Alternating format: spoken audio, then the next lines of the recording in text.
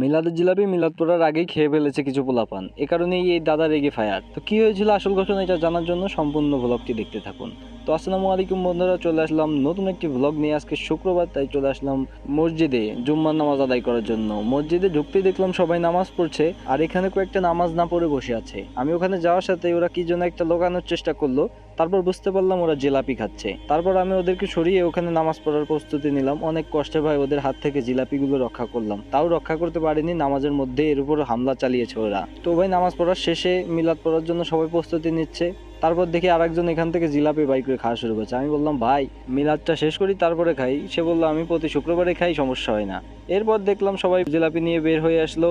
তারপর শান্ত কাকার কাছে আমি জিলাপি চাইলাম, কিন্তু সে আমাকে একটা জিলাপিও দিল না। খুব নিষ্ঠুর মনের মানুষ।